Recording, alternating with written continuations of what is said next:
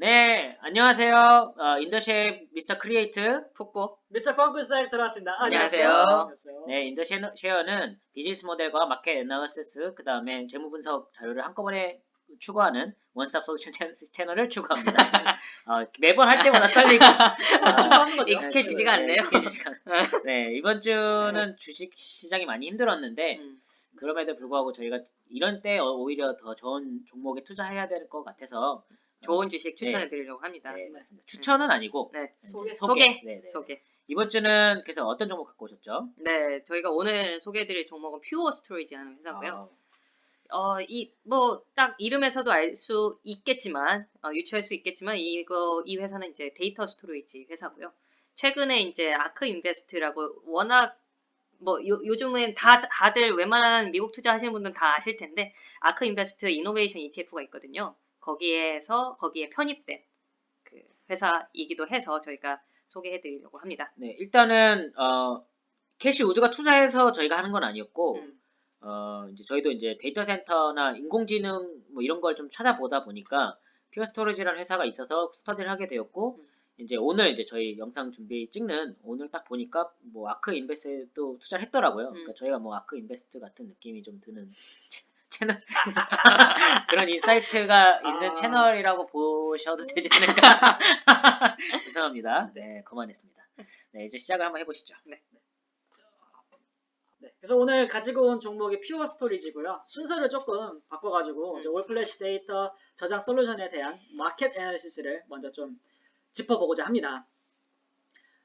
들어가기 앞서서 제가 이거는 그 유튜브 영상 보다 들은 비유인데 너무 확 와닿아서 말씀드리려고 이제 데이터가 중요한 건 알고 데이터가 많아지는 것도 알겠는데 뭐 얼마큼 많아지느냐에 대한 비유를 좀 해드리자면 쌀 한 톨이 한 1바이트라고 했을 때 컵으로 딱 뜨면 그게 1킬로바이트래요.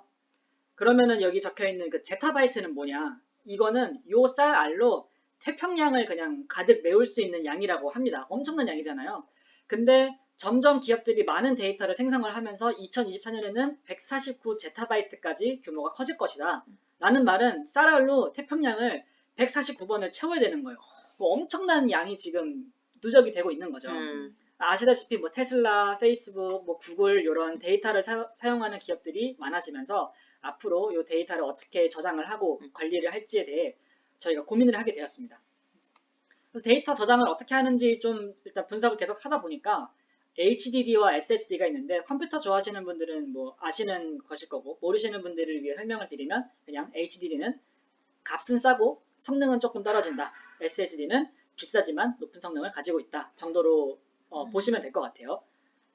그래서 SSD와 HDD의 시장 비율을 봤더니 HDD가 그동안은 좀 압도적이었어요. 왜냐면 저렴하고 오랫동안 사용해왔던 모델이기 때문에 사람들이 그냥 이렇게 썼는데 갈수록 데이터 처리가 중요해지면서 또 효율이 중요해지면서 SSD에 대한 사용량이 증가를 하고 있고 2021년쯤에 가면 거의 50대 50으로 굉장히 이분한 플레이그라운드가 될 거다라는 말이 있었습니다. 이 SSD 중에서도 올 플래시를 사용하는 애들이 있는데 이런 애들이 지금 시장에서는 가장 좋은 성능을 가지고 있는 저장 장치로 판단이 되고요. 이런 애들이 효율성이 뛰어난 대신에 가격이 비쌌지만 시간이 지나면서 가격이 좀 떨어질 수 있거든요. 이제 공정 기술이 늘어가면서. 그래서 올 플래시 마켓 사이즈가 2023년까지 지금 현재 9.1빌리언에서 17.7빌리언 거의 2배로 성장을 할 거다라는 정보를 접했고 또 기사에서 보니까 이 올플래시 스토리지 업체들이 단순히 올플래시에만 볼 게 아니라 전체 시장을 먹을 수 있다라는 게 오른쪽 빨간 박스 안에 들어있는 내용입니다. 그래서 제가 궁금했던 거는 그럼 전 세계 빅데이터 시장 규모 자체는 얼마나 되는 거냐. 2020년 기준으로 56빌리언 USD, 2027년으로는 103 USD 빌리언이기 때문에 실질적으로 올플래시를 제대로 딱 자리를 잡아가지고 다른 거를 대체할 수 있다면 사실은 요 103빌리언 시장까지 먹을 수 있는 어느 정도 토탈 어드레서블 마켓으로 볼 수 있지 않을까 싶습니다. 그러면 올플래시를 하고 있는 애들은 누가 있느냐 봤더니 델 EMC, 넷앱, 요런 퓨어 스토리지 요런 애들이 있고 지금 요 밑에 보시는 그래프는 매출액 기준으로 구분을 해놨습니다. 물론 델 EMC하고 넷앱이 압도적인 지분율을 기록하고는 있지만 퓨어 스토리지 그래프를 이렇게 쭉 평균으로 보시면 우상향을 하고 있거든요. 그만큼 얘네가 지속적으로 시장 점유율을 확보를 하고 있다라는 것을 알 수가 있고 저희가 인트로 영상에 보여드린 것처럼 캐티 우드 그 누님이 지금 투자하고 있는 게 지금 여기 딱 꽂혀 있다.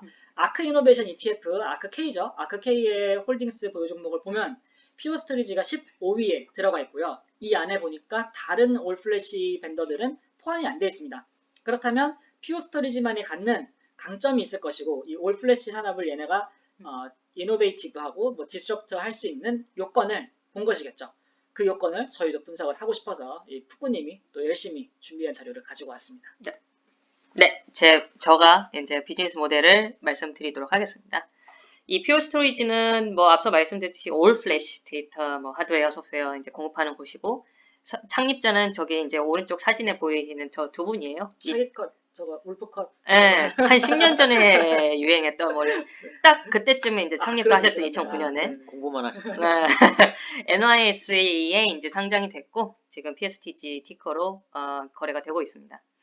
그래서 아까 잠깐 이제 SSD랑 HDD랑 비교를 해봤는데 왼쪽이 HDD예요. 이게 그냥 저희가 흔히 알고 있는 하드디스크거든요.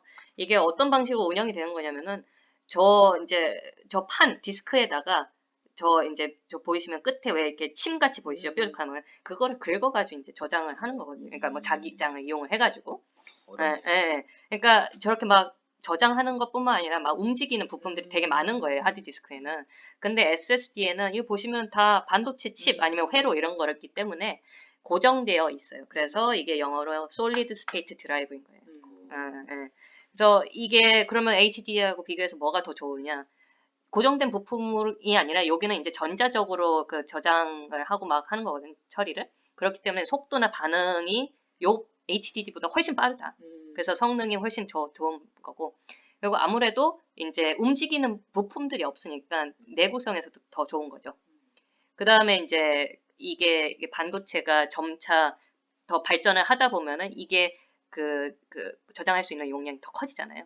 그래서 나중에 가면 갈수록 이제 이 똑같은 용량을 위한 데이터 센터를 설비를 설치를 하더라도 물리적 공간이라든지 전력이나 아니면 냉각 비용이 절감이 될 거다.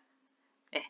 그래서 결과적으로 이제 요즘처럼 데이터를 많이 사용하는 회사들, 특히나 이제 클라우드를 사용하는 회사들에게 엄청난 유리하게 그 작용을 할 거다라고 그렇게 보시면 되겠습니다.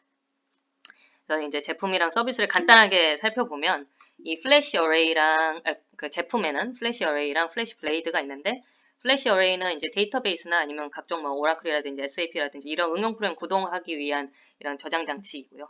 플래시 블레이드는 비정형 데이터, 빅데이터 분석용으로 이제 사용되는 제품인데 제가 이제 그 조사한 바로는 이 퓨어 스토리지가 뭐 넷앱이라든지 아니면 델 EMC에 비해서 가지는 장점 뭐냐?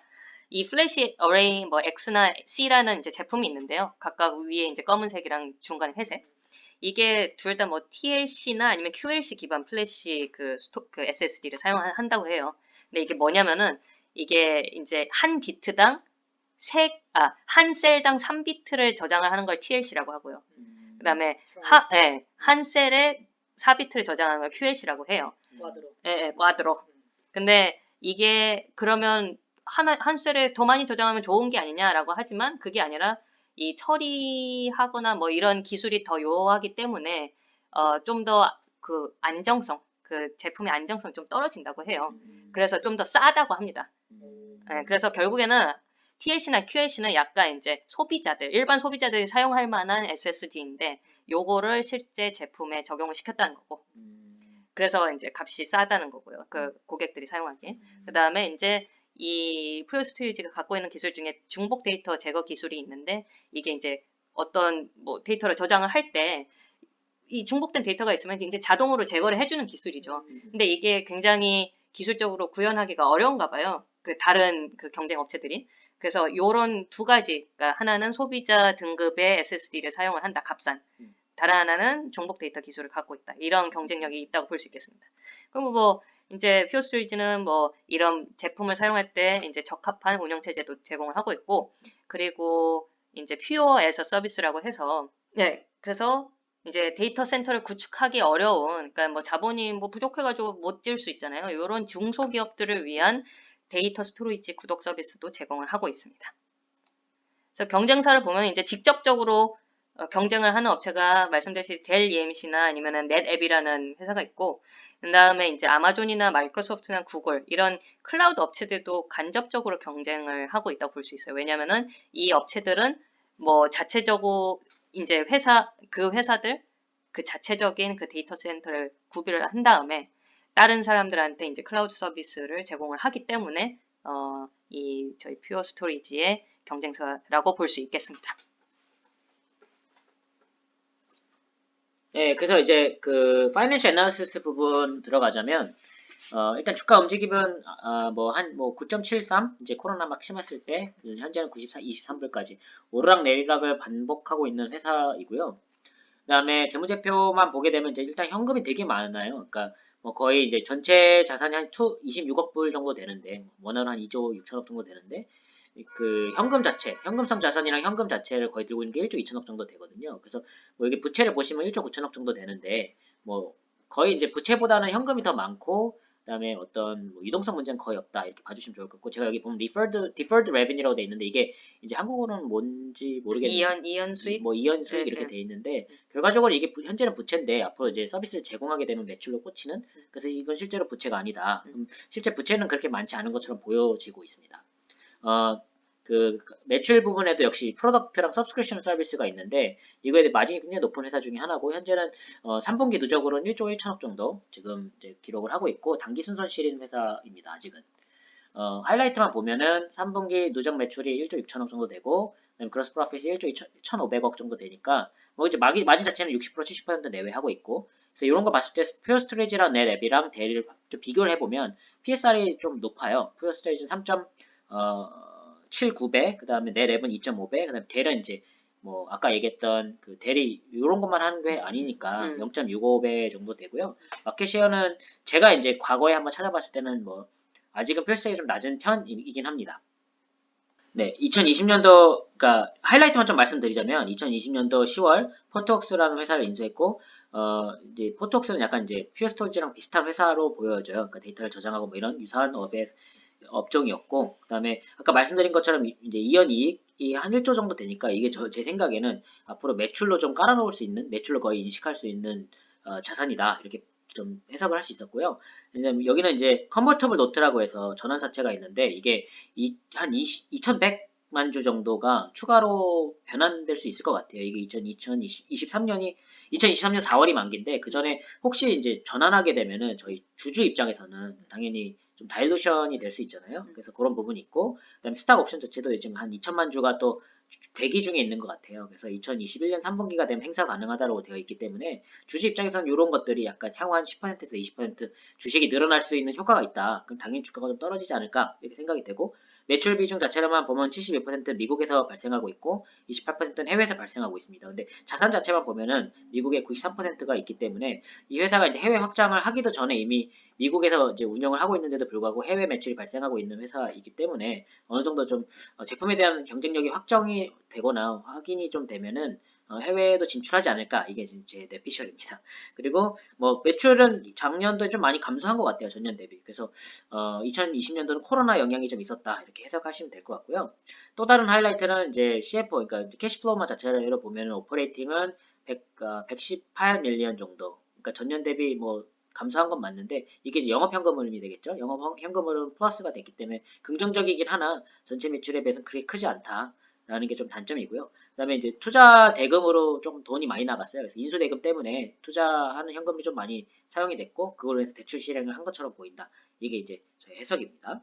그다음에 마진 자체가 굉장히 높은 회사이기 때문에 가격이 좀 떨어지더라도 버틸 수 있는 회사다 이렇게 좀 해석하고 있고요. 근데 이 회사가 좀 특이한 게 B2B 비즈니스 모델을 갖고 있기 때문에 자기네들이 제품 설명을 하거나 그런 것들이 좀 제한적이다. 어려운 부분이 있다. 이렇게 봐주시면 좋을 것 같고 2020년도 가이던스는 매출 성장률 기준으로 목표를 하고 있는 회사가 14%에서 15% 정도 된다. 그래서 이걸 좀 지켜보시면서 이게 좀 매출 성장이 가능한지 지켜보시면 될 것 같습니다. 리스크는 뭐 제가 이제 이렇게 쭉 읽어보시면 될 것 같은데 가장 중요한 리스크는 코로나19 때문에 매출이 감소한 건지 회사의 어떤 경쟁력이 좀 떨어지고 있는 건지 이걸 좀 조금은 지켜봐야 될 것 같고요. 그 다음에 해외 시장에 대한 선점 또는 성장 이게 또 가장 큰 이슈가 될 것 같아요. 그래서 현재 미국에서는 쟁쟁한 경쟁사들이 있기 때문에 이런 부분은 제한적인 것 같고 나머지는 한번 읽어보시면 좋을 것 같습니다. 자 이번 주는 이제 저희가 퓨어 스토리지라는 회사를 들고 왔는데 한번 이제 마지막 의견을 좀 제시하고 끝내는 걸로 하시지요. 네, 저는 일단 데이터의 사용량이 당연히 증가할 것이고 그 저장 및 보안을 어떻게 하는지가 굉장히 중요하다고 생각을 해서 퓨어 스토리지 같은 회사를 공부하는 것이 굉장히 도움 많이 됐고요. 뭐 단순히 저는 뭐 캐시 우드가 투자를 했기 때문에 투자를 해야 된다 이런 건 조금 위험하다고 생각을 하고요. 저희가 항상 강조하는 그 공부를 해보고 충분히 컨빅션이 생기면 그때 투자를 결정하시는 거를 조금 추천드리고 싶습니다.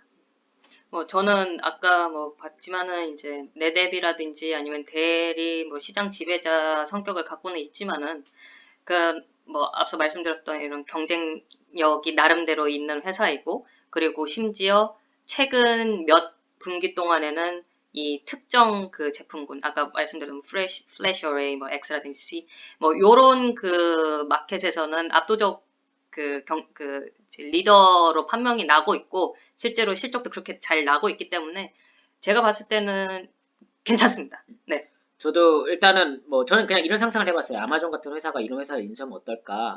매우 이제 좋을 것 같다 이런 생각이 좀 많이 들었고 두 번째는 이제 저도 사실 이 제품의 성능을 알 수가 없으니까 인문학도 있다 보니까 그래서 이제 캐시우드의 홀딩스를 본 거거든요.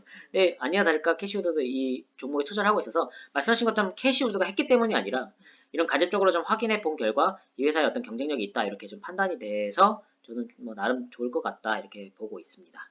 네, 여기까지고요. 이번 주도 수고하셨고 적괄 땡큐입니다. 감사합니다. 감사합니다.